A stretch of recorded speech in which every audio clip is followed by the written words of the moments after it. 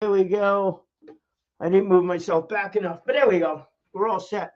I got the tree, got my pillows. Got to have a pillow, right? Oh, man, without a doubt. All right, listen. Good afternoon. Yesterday, what a day yesterday was. Absolutely phenomenal. So it was great. Really had a wonderful time. Where was I? I was at the Miller Business Center. So big thanks to Sal and Alex and Liz, for arranging that whole thing. It really was. It was fun. I got to tell you, on my side of things, one is the fact that, and this is full transparency, folks. One is that it was 90 minutes, an hour and a half. I think that was the longest I've done a presentation by myself. So that was new. That was new and exciting. Second thing was it's been 3 years. 3 years. Not since speaking. I mean, come on. What are you talking to here? Not since, not for the public speaking, but public speaking in a more formal setting in front of human beings that actually stand up, not sitting there on a computer, and the rest of that stuff. Been a while, definitely been a while. So it was a lot of fun doing that. It really was. It was great. Preparation that goes into it, quite a bit. In some respects, I could say it was quite a bit of preparation. The other side of it, a little bit more open and freewheeling. So it was a balance in there. And it had to be. Because when I started the idea of where I was going to go with it, thinking about it, it seems like, and somebody had told me about this too, is like, how do you write a book or write the ending? I'm like, that doesn't seem to make sense. What you start at the beginning? Well, the comment there was, what is it that you want them to do? What is the message? What is the purpose of the book? How do you want to end it? Like, and maybe that has got to do more with a motivational book or something like that, or more of a how to do whatever it is, that kind of thing. And that was the same thing as yesterday when I went into this. I went into this with the idea of what do I really truly want to accomplish? And then it was a matter of going back is how to go about doing that. So can you write that out? No, no, because you wanted to make it interactive. So it was a different, it was different. If I was given just a full blown 90-minute presentation, yeah, you write it, you rewrite it, you bullet point, you know it, and then say it. Don't read it, but say it and let it go that way. Different, definitely different. Certainly a lot more planned, but not if you want not if you want audience participation, which is the way we did it yesterday. So then the unknown was how many people are going to be there, and it turned out to be just a perfect amount of people. The Goldilocks thing, not too small, not too big, because it would have changed it up quite a bit. Each way would have changed it up a little bit. Look, if it was a lot of people, if there was 100 people there, hour and a half, 100 people, everybody speaking a little bit, you can't do it. It'd take you the hour and a half just to go around the room. So that really wouldn't work. You got to do breakout sessions. So it's different. Could have been done. In this case, we were small enough that we were able to do it and give feedback all around. So it was nice and really understand, the differences amongst the different kinds of presentations. And was interesting. It was really interesting is that, when we started it, had them talk about what their high school experience was. And then to see if the other side remembered it. The point I was trying to make on that is that when you speak about something that you were really excited about, and they were excited about something they did in high school, it becomes very visual. Visual, right? And when something's visual, you remember it, you see it, you could picture it. And that was the point trying to make on that one. And they were great. It just really worked out really, really well, in that respect. But another thing that came out of that, which I really wasn't really planning on, but it just organically happened, is the fact that what these high school experiences were did translate into more memorable items, without a doubt, did translate into some respect the career paths that they went on, sometimes a little bit clearer than others, sometimes not. But what it did, it just made everybody human, human, not just business people. We were people. And the connections that were made because of that was really interesting. And that was something that I just did not expect to come out of it. And you might say, well, why wouldn't I? Why wouldn't I? How many times do I speak at a high school about, to the students, suggesting the fact that they really take a hard look at what they're doing in their free time, what they do to volunteer, what classes, if it's elective classes or clubs, they wind up joining that are really truly an interest to them, really an interest to them, not the have to classes, right? But the real truly interest classes and hobbies and involved with the religious institutions or nonprofits, whatever. So if I'm thinking along those lines, why would I think that those experiences in high school for these people would be the same thing? Should have thought of that, didn't think of it. There we go. Little full disclosure kind of thing as it goes along. But the real surprise was the fact that all of a sudden it was like, oh yeah, by the way, I did the same thing. And all of a sudden you got friendships that get created, right? What is it all networking about? That know, like, and trust thing, you know? And there is one group that's out there that I think has got that, down. Woogie, if I got that name pronounced properly. But they have gotten, the group gets together on much more of a social aspect of it, where they really get a chance to know each other. And I look back on what we did years ago, that networking for success. We got together every Sunday, we went for a walk. And then by doing that, it was very relaxing. You're able to chat with different people and go, there was no forced conversations anyplace, right? You're not going to walk with 20 people and everybody talking to everybody all at the same time. You got to walk with two people here, four people there, three people here. And if you're walking for an hour, you talk about different things. You really get a chance to know each other. And that becomes different. In fact, there's a person out here starting another networking group that's going to be on Sunday mornings. Carrie, good afternoon. Sunday mornings at Avalon Park. So I think it was 9 o'clock and 9:30 that he wants to get those things started. So, and that's coming up soon. I think the end of the month. We'll get a little bit more information on that one, which is nice. Avalon Park is in the Stony Brook area. So it's close enough for me. I may do that again. Be nice to get out there and get some exercise with a good group of people. So really excited about that. But that fits in very well with all of these things, right? Because we know each other a little bit more. It's conversation starters as that goes along. Now I can't see going to a networking event and say, "Hey, my name is Brian. In high school, I played frisbee." That's a little kind of crazy. But what would be kind of interesting to throw in there is a question in that, what I have found that, many people seem to be going into careers that were logical along the way. And that's one of the things that I did. Spit out whatever it is that you do.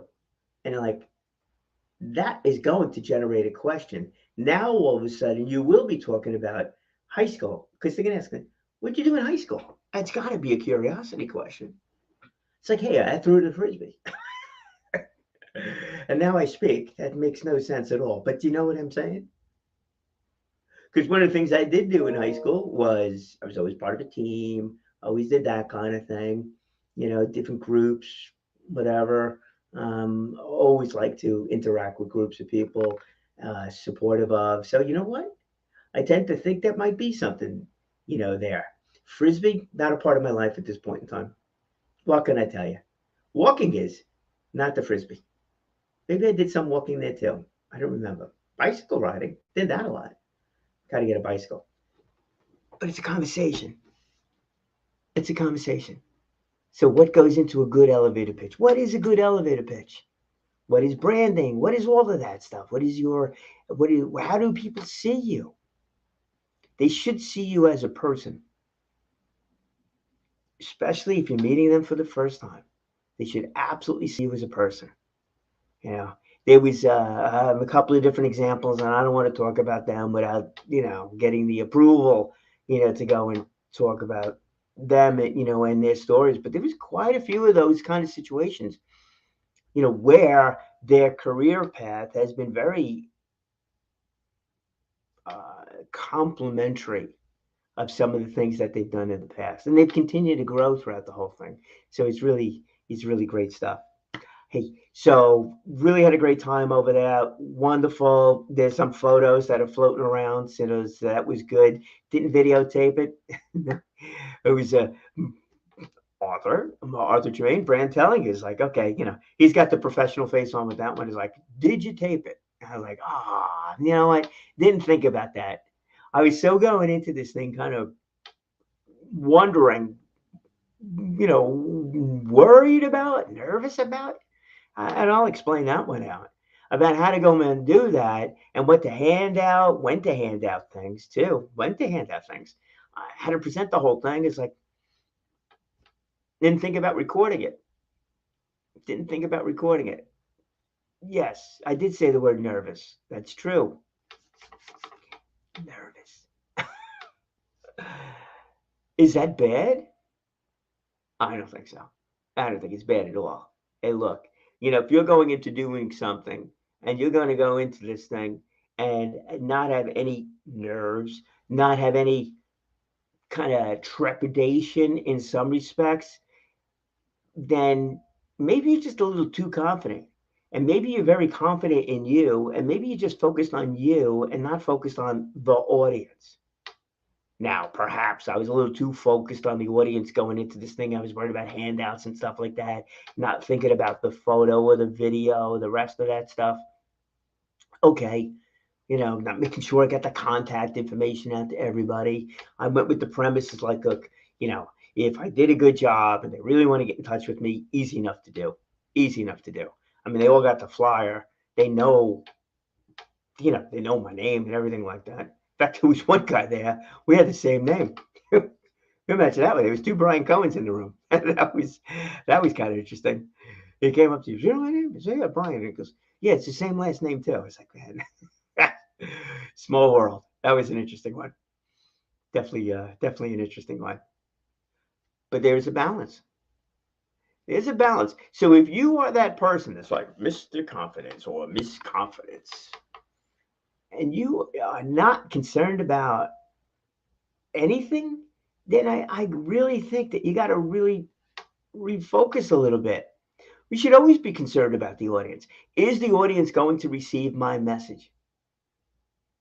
That's the most important thing. Not how you look, not how you present, not how many ums and ahs for our Toastmaster friends that you do, not if you make eye contact with every single person in the room. That's a part of it. And the part of that is the fact that you don't want your ums and ahs and eye contact, whatever. You don't want that to be a distraction. Heck, if you said and ah, you use those filler words on every sentence. It's like, oh, here comes another one. I wonder how many the person's going to do in this meeting. That's a distraction. Now they're focused on that. They're focused on Not good. Eye contact? Well, if you're not looking at the audience and you're looking at other things, if you're looking at, the ceiling, the side, your handout, PowerPoint. I didn't use a PowerPoint. I think next time I probably will do something there. Put a big tomato up on the screen. But if you're focused on that and you're looking at that, you're looking all around the room and not looking at the people, if you're not confident enough to look at the people, that's a distraction. So you need to pay attention to those things. Don't get me wrong here. But anytime you go in to give a presentation, anytime you do anything, if you're on somebody's podcast, if you're going someplace, you're going to a networking event, you want to make sure you look the part. You want to make sure you have your cards and all the rest of that stuff together. But you need to be focused on, and you need to be concerned about, will the audience gain the message and understand the message that you want to deliver? And that is why I start any of these kind of presentations Sometimes maybe not on this thing. Sometimes this one is a matter of, turning on a computer and going and making it work that way. All right, so that happens every once in a while. But if you're actually giving a real presentation someplace, start on the end. Start on the end. Start when you're preparing on the end. What do I want them to take away? So, what did I want them to take away on this thing? All right. I wanted them to take away the fact that their elevator pitch, their introduction should be about them. Should be about them. Should be about them and in some kind of visual form. Something. All right. There was a lot of talk yesterday about the companies they work for. All well and good. I'm not doing business with your company. I'm doing business with you. I don't care about your company. Don't care. Why should I care about you? Again, it's got to be about you. Why'd you go into the business? What success story do you have? Something along those lines. That really becomes it. What is it that's special about you that you do it? Hey, I've been through this situation and I really work with people that are going through that same process because I get it. I understand it from the inside out. All right. And be specific about whatever that situation is. Ironically, my nickname back in elementary school, junior high was even high school. Actually, it was Mumbles. Mumbles. Yeah, I didn't want to talk out loud. I didn't stand up in front of a crowd. I didn't do anything. I was part of a crowd. Didn't stand up in front of a crowd. All right, go figure that one out. But it was. Maybe I just didn't find my voice at the time. But so I really wanted them to understand that when they're doing that, when they're introducing themselves, they're not introducing their company. They're introducing them, and to do it in some form where people could see it. Right? If I say I do a podcast, okay, but what does that mean? Do a podcast? It's so gray. I host the podcast. Now it's a little bit different. I tell them what I hosted on. Okay, maybe they'll remember, maybe not. So I went with the acronym, but Tomato Talk. What did you just see? You didn't see an elephant. Now you saw an elephant. But they're going to see whatever it is that you say. They'll see it in their own way, but they will see it. Right? So when I say I host a podcast, host a YouTube, actually, I got to be careful about that because I do say podcast, YouTube. And I got to start really promoting out the YouTube side of it. Get to realize that one there too. But I host a YouTube video. I host a YouTube called Tomato Talk. And then I tell them what it is. Are they going to remember what it is? Probably not. Are they going to remember tomato? Yeah. Very visual. Absolutely very visual. So whatever you do, remember, try to get some sort of visual aspect of it in with that one because they'll remember what they see. Help them see that one. So where we left off though was exciting in that, I spoke a little bit more about, the confidence of it. Now, obviously, if you're going to develop and deliver an elevator pitch, you're going to develop and deliver anything. You have to develop it first. It's content. The content tends to be there, right? What is it that you want to say? Okay, right? Goes without saying? Well, I just said it, so it can't go without saying. But the content needs to be there. Then the question is, how do you deliver that content, right? And you got to deliver it with confidence. Where do you get that confidence from? Practice. Okay, all well and good. Standing in front of a crowd a lot. Okay, all well and good. How do you do that? How do you really do that? Right? Where do you do that? Where do you do that where you can get feedback? Where do you do that where you're not being judged by your content? Or you're not even being judged by your delivery? Where you're getting coached, where you're being trained, where you're doing something that is in an environment that is that quote unquote safe environment and that you could grow from. So I gave him the obvious one, Toastmasters. I don't know. Remember Toastmasters? I probably have a banner around here someplace. We'll hang that back there. We're working on the backdrop. And so Toastmasters. Why Toastmasters? It's not a whole lot of money for one. Good group of people to Depends on the club, but the clubs are designed to be flexible enough where the agenda is the agenda, but then how they go about doing that, how each club goes about doing it, that's where it changes. Look, there are sub clubs out there that are practicing a different language. There is a club that's a debate club where they're doing a debate each and every time. The club that I'm in is a community club, so anybody could join it. So it's more generic in that respect. But we're online, and we're going to remain online this Toastmaster year, where other clubs are in person and some are hybrid. So they're all different. But what's the same is that when you give a presentation, whatever it might be, 5 minutes, 7 minute, maybe some of the longer ones, maybe you're using visual aids, maybe not. Maybe you're practicing vocal variety. Maybe you're practicing body language. Yes, body language on camera where you want to get a little closer to the audience. You move a little bit closer. This way you get that personal connection. Every one of those clubs has got a different focus that goes along with it. Every one of those clubs has a different attribute. And what's really interesting is that every one of those clubs have got different people in there. And it's those people that you're getting the feedback from.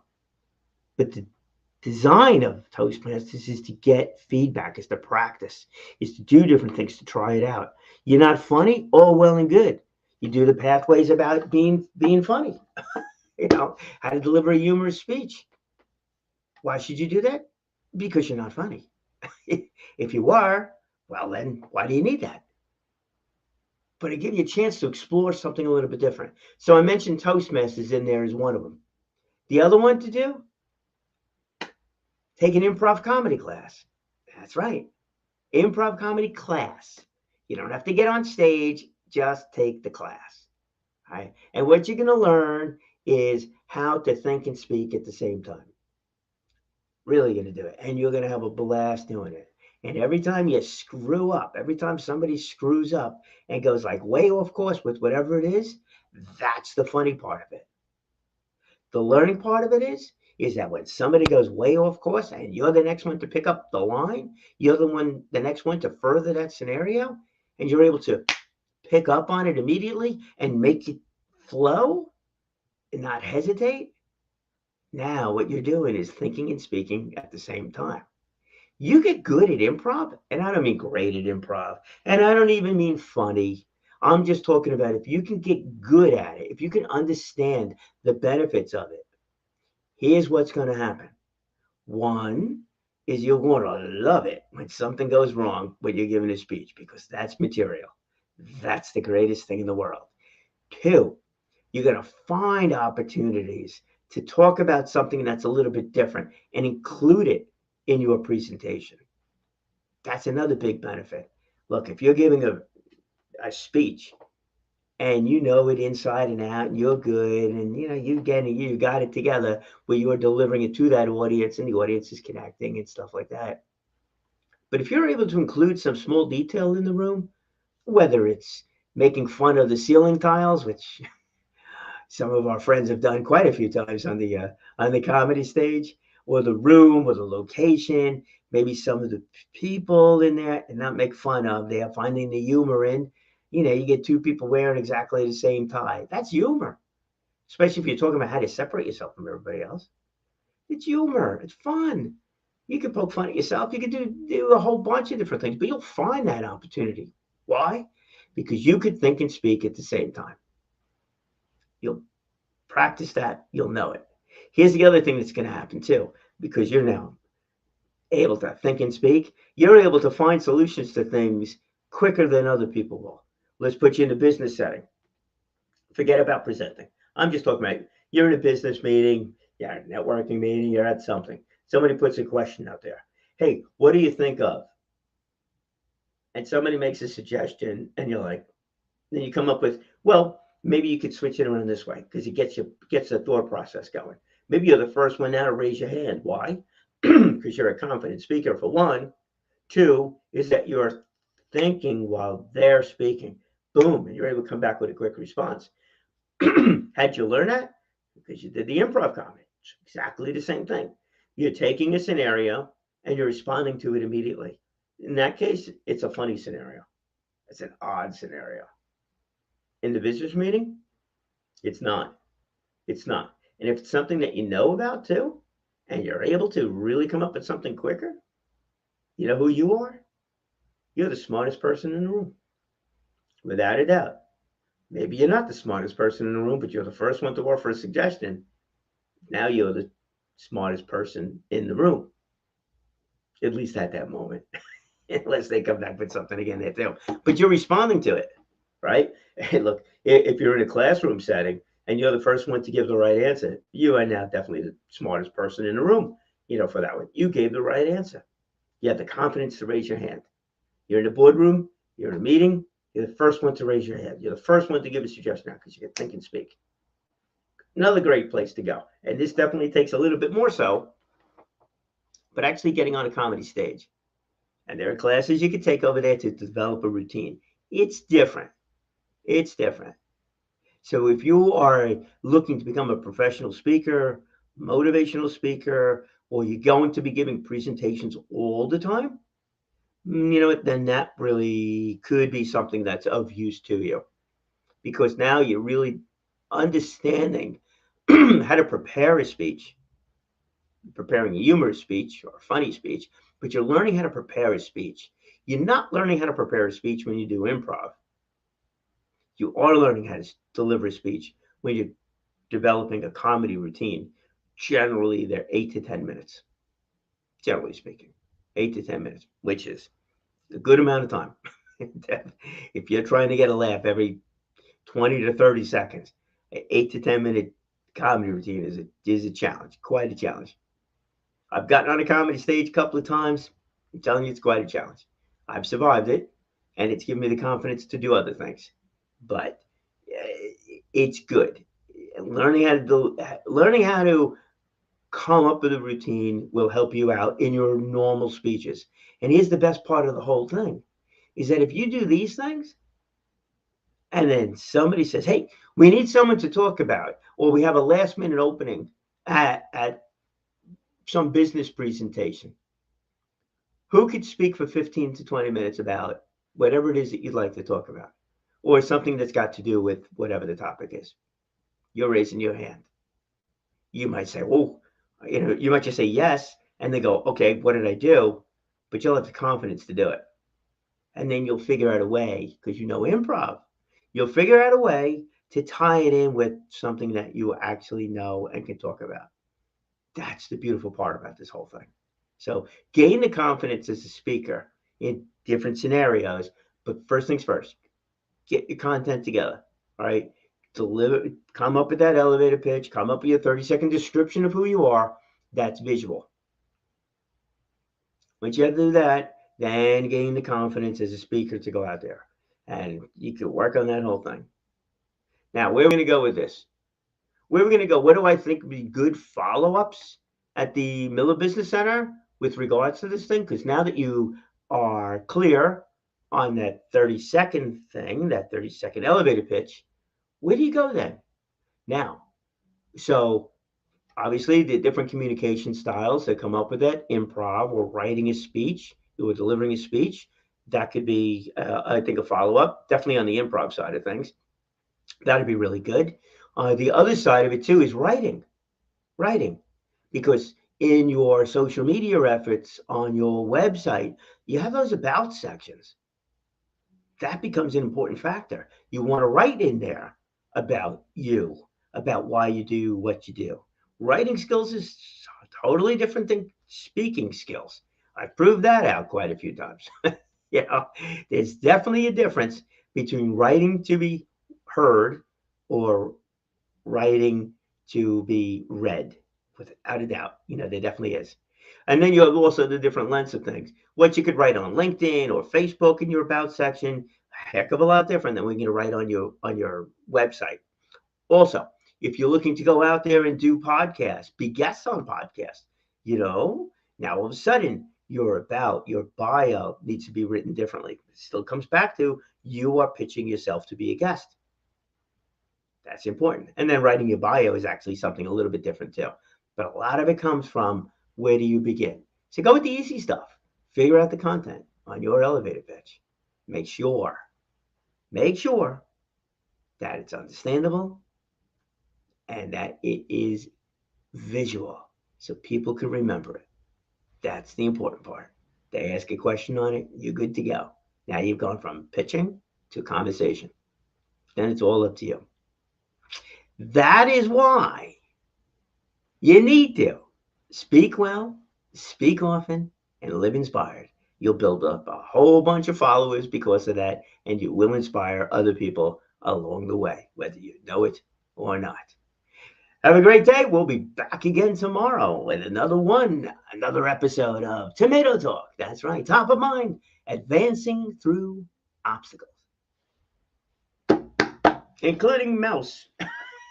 Here we go.